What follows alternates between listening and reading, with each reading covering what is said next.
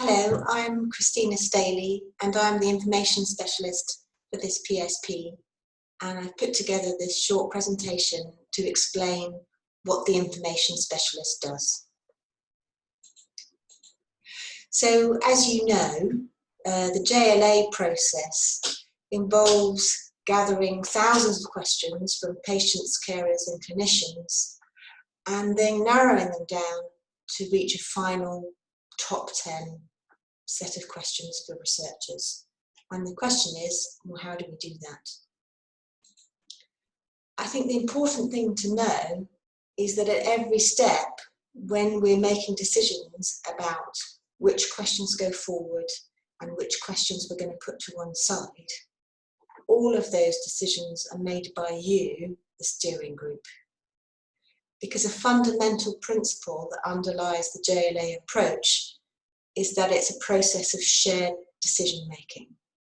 And that way, all your different expertise comes together to inform the decisions, and they'll also be influenced by your different perspectives. So you're very much the experts here. I don't have any expertise in the topic, and I'm going to be very much guided by you. I think it's helpful to understand my role by first of all explaining what I'm not. So I'm not a data analyst, so I'm not going to take all the data and then lock myself away in a dark room and come back to you with the answer. The way I see that it works is very much I'm supporting you. So I gather and summarise the information that you need to make your decisions. And there's two tasks that I have a particular role, and that's in, first of all, categorising the responses to the first survey. So that's the survey where we gather all those questions. And then secondly, carrying out an evidence check, and I'll say a bit more about those two steps and what they involve. So when we've got those thousands of questions, what we'll do is we'll decide that some of them can be put to one side and only a proportion will go forward to the next stage to be prioritised. And the questions that we put to one side fall into these different categories. So some of them will be out of scope. So your scope decides the boundaries of the topic that you're looking at. And for example, you've already said that it's only questions about ME and chronic fatigue syndrome. And I think any questions just about chronic fatigue, they won't be considered, they won't be in scope. So if there are questions that come forward just about chronic fatigue, we'll put those to one side. The second category, which is quite a clear one, is quite often people will say things that are really broad or they're got nothing to do with the topic, or we can't really understand them. And again, we'll put those to one side. A third category, which often happens in PSPs, is people are really asking about information and advice rather than asking a question that needs to be answered by research. So, for example, they might ask something like, how can I find a GP who knows about ME? And then maybe that's a question that can be answered in another way through one of the charities and the work that they do. So it's not something that needs to be researched. Then there are two categories of questions that tend to be a bit of a grey area. So there might be questions which aren't necessarily research questions, but more sort of like audit. So, for example, a question like, how many GPs do know about ME? And that's possibly a piece of work that one of the charities could do. It's not necessarily a kind of academic research that needs to be funded through one of the research funders. So if any of those kinds of questions come through, as a steering group, we'll be thinking, are these in? Are these going to go forward to be prioritised? Or do we think they're not really questions for research, and so we're going to put them to one side? So that will be one of the debates we'll be having. And then the final category of questions are questions which are really about policy and practice, which might require a response that's more about changing professional training or starting a campaign.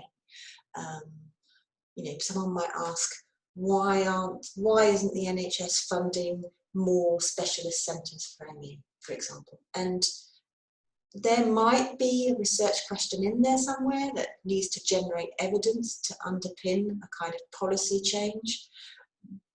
But we need to look at it and say, is that what people are asking? What are they asking? And is this really a researchable question, or is it one that's about a campaign or some other response, and we're going to put it to one side? So these are the typical categories. There may be others that come up, but we will work together and decide which questions do we think fall into these categories and which ones are genuine researchable questions. And just because the questions put to one side doesn't mean that's the end of them and they're forgotten. Some PSPs want to do other work with those after the PSP. So they're just temporarily put to one side, and we focus on the questions that then are going to be prioritised in the next steps. So I'll say a bit more about those. So we may have put away, you know, a third or a quarter of the responses, but we still probably have a few thousand to be working with, and we've got to get the numbers down. And one way to do that is to group the questions which are all about a similar topic. And what is quite often that happens is that you'll have people asking about something, but they're all asking about slightly different ways. And what we can do is put those questions into one group and then come up with an umbrella question that summarises all the questions underneath. So I've made one up here, but I think diet comes up all the time, so I expect this might come through, but you could have people asking questions like, what food should I eat? Will a keto diet help my symptoms? Should people with ME avoid a low-carb diet? Those kinds of questions. And you can group them together and have one overarching umbrella question, like, would a special diet help people with ME, stroke, CFS? So that's a kind of example. And so we will work together to decide what the groups are, what the umbrella questions are, and whether they're clear to people. So then what happens is you've got the number sets. You've then just got maybe a long list of around 40 to 70 questions, which are all those umbrella questions that then go forward to the next stage. And that's when the sort of evidence check is likely to be done.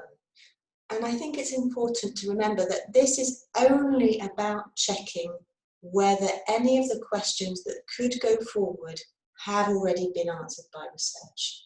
Because we don't want to get to the workshop and people look at questions, go, oh no, we know the answer to this one, and we waste time discussing a question that's already been researched. So it's not about deciding what the answer is.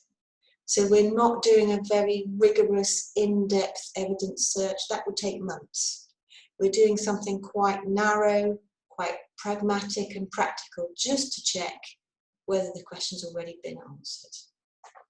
And the way the JLA defines that is to say, if there's a systematic review that fully answers the question.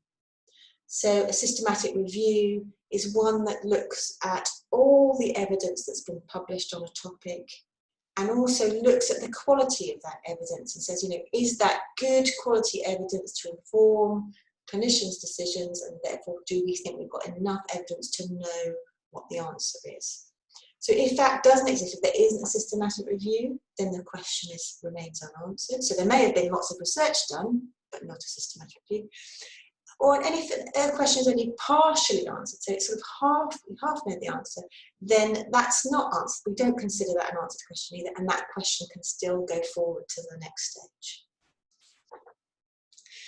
So it's going to be up to you in the steering group to decide, you know, what are we going to look for when we look for evidence that the question has been answered or not? Are we going to take the JLA definition or not? And you will help shape what I look for, so, you know, set the limits of that. And also, when I gather that evidence and bring it back, we will look at it together to make sense of it. So there may be some research that's been done, but you may as a group decide, well, that still the question isn't answered, and that's fine. And what's important is that decision is transparent and is clear in any reports from the PSP. So those decisions about whether the question is answered or not very much sit with you, and I will support you in gathering the evidence and understanding it to make those decisions. Okay, so I hope that's a bit of an overview of the work that I've been doing with you and supporting you. I hope we'll go into more detail in future meetings and get more into the weeds in all the information. But that's just a kind of summary. And of course, if you have any questions, you're very welcome to ask me at any point. Okay, thank you.